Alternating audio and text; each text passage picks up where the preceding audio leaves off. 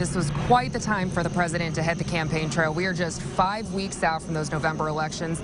And yeah, Bob, like you said, a lot of news to be had here just today. He is in a holding cell just right down the hallway from the death chamber, maybe thinking a little bit about why he's there to begin with. Welcome back to Capitol View. You just heard from Congressman French Hill, who won re-election by a 6-point margin.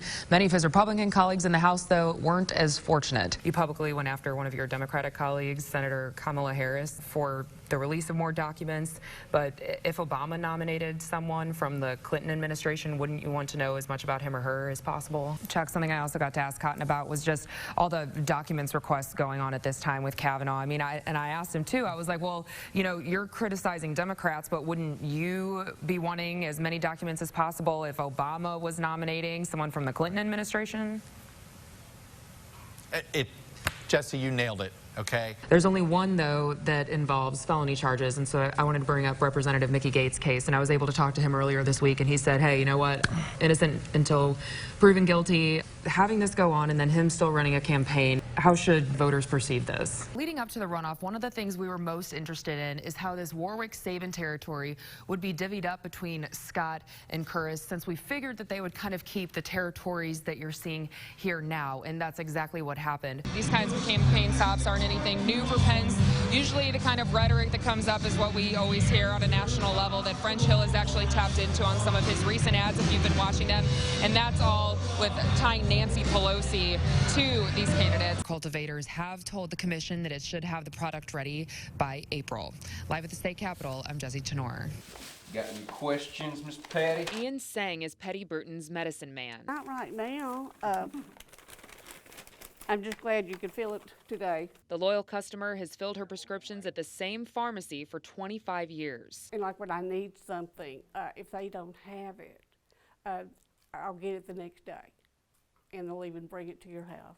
So you can't beat that. The family-owned pharmacy in business for decades opened this second location in November. But it and the customer service Bruton has grown accustomed to may not be there for long. This year we've been really slammed and kind of taken aback by how little we're getting reimbursed, to the point we're actually losing money on some prescriptions that we end up filling. Sang blames pharmacy benefit managers, or PBMs, the middlemen between a pharmacist and health insurer who dictate what amount will be reimbursed. They're kind of just mooching off the insurance companies and feeding us the scraps, while at the same time being, they don't have to be transparent about anything they end up doing. Hundreds of pharmacists, including some of Sang's coworkers, spilled out into the lobby of a committee meeting at the state capitol Wednesday, all asking for the same thing: more PBM oversight, fair pay, and the enforcement of existing laws. In a state-funded plan, it is illegal for the pharmacy benefit manager to charge one price to the health insurer and pay the pharmacy a different price. The CEO of the Arkansas Pharmacists Association told lawmakers PBMs have been helpful with claims and patient eligibility. But he says they're also forcing pharmacists like Sang to turn away loyal customers like Bruton. Well, I'd probably have to get a sign and protest. Not really, but it would be bad. I've been jacked up like this for 12 out of the last 13 years. Death row inmate Jack Green greeted the Arkansas Parole Board Wednesday with heavy breathing and constant body contortions, but made one thing clear: he's, quote, totally competent to be executed. They started making me out to be a total idiot and a retard from day one. Green's attorney on a different page, arguing his client is too mentally ill to legally be put to death. A forensic psychologist told the board he's never seen anyone as delusional as Green. But Green fired back, saying he's just in a lot of pain and not getting the proper treatment for it. I knew what I was doing to him. I couldn't stand what I was doing to him. And I put the gun to his head and killed him. Green sentenced to death for the murder of 69-year-old Sidney Burnett, a husband, father, World War II Air Force vet, and preacher from Johnson County. He brutally murdered my father. He shot him, stabbed him, and cut him from his mouth to his ear. Among other things, prosecuting attorneys summed up as pure torture. All after Burnett's daughters say their dad gave Green money, a job, even a place to stay. Treated him like family. Dad gave him life. What did he give my dad? Their torture continues 26 years later. This really hits me today. It hits me because I am now the age that my dad was when he was truly taken away from us. An act of murder Burnett's daughters will never blame on Green's mental state. Jack is doing this because he fears death. I would believe that with my whole heart. An act Green says he has always taken responsibility for. What I did was horrible.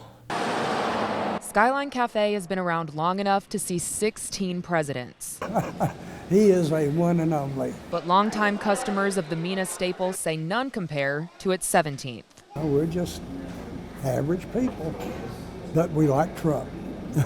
That's coming from a Marine veteran who usually votes Democrat. This time we voted for the man, not the party. A lot of people did that in Polk County, 80%, the most votes for Trump in the natural state. He's like the poor man's hero, and Polk County is one of the poorest counties in Arkansas. Between waiting tables, Kim Williams caught much of the 45th president's inauguration. Can't keep my eyes off the TV. Says the woman who usually turns a blind eye to politics. Watching the election was fun. It was kind of like watching an arm wrestling match with somebody that was holding back.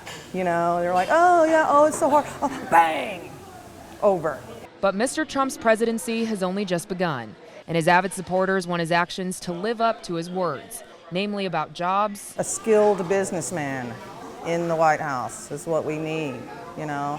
No politics, just business. And the nation's debt. He's going to do what he says he's going to do. A recipe this recently converted Republican believes will make America greater than it's been in a long time, maybe even since Skyline Cafe's opening in 1922. Go get him. Sick 'em. Do what you said you're going to do, and we'll be behind you.